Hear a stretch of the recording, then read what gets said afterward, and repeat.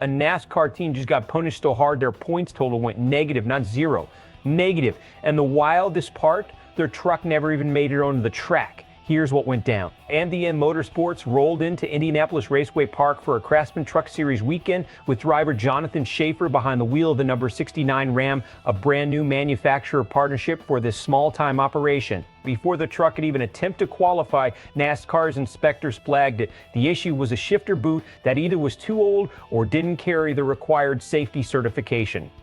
That's it. That's the violation. The punishment was brutal for a team this size, a $5,000 fine, 25 driver points gone, 25 owner points gone. And because MBM was already sitting near zero in the standings, that deduction knocked them into negative territory, minus 14 in owner points, minus 25 for Shafer individually. Let's be clear about something most fans don't realize. This penalty had nothing to do with horsepower, aerodynamics, or gaining a competitive edge.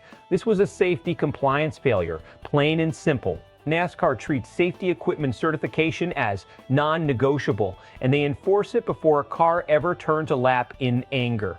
For a powerhouse organization, a $5,000 fine is pocket change, but MBM Motorsports isn't a powerhouse. This is a part-time team owned by Carl Long, built on limited sponsorship and stretched resources. They pick their races carefully because every entry costs real money they don't have in surplus.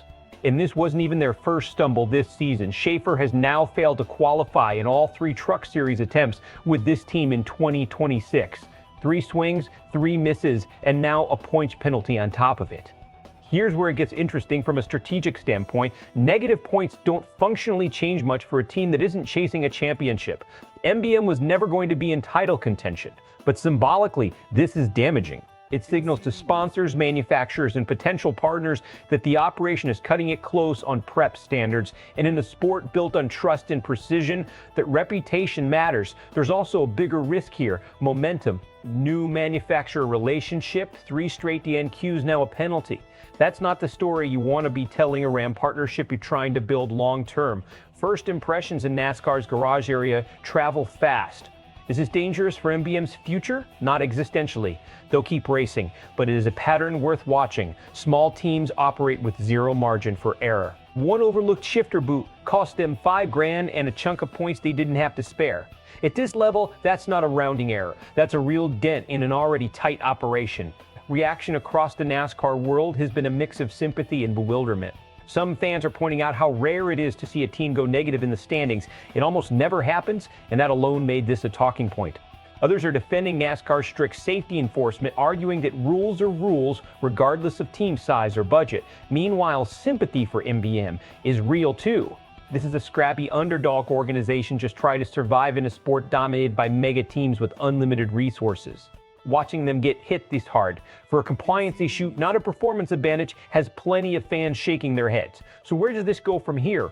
Best case, MBM tightens up their inspection process, gets Shafer qualified in upcoming events, and slowly claws back into positive point territory while proving to Ram that this partnership is worth the investment. Worst case, the struggles compound. More DNQs, more financial strain, and this penalty becomes a footnote in a larger story about a part-time team getting squeezed out of a sport that keeps getting more expensive to compete in. So here's the real question. Is NASCAR right to enforce safety rules this strictly regardless of team budget, or does this kind of penalty unfairly crush the small operations trying to survive in a sport built for giants? Drop your take in the comments. I want to hear where you stand on this one. And if you want more stories like this breaking down the moments that don't make the headlines but tell you everything about this sport, make sure you subscribe to SportsWire USA.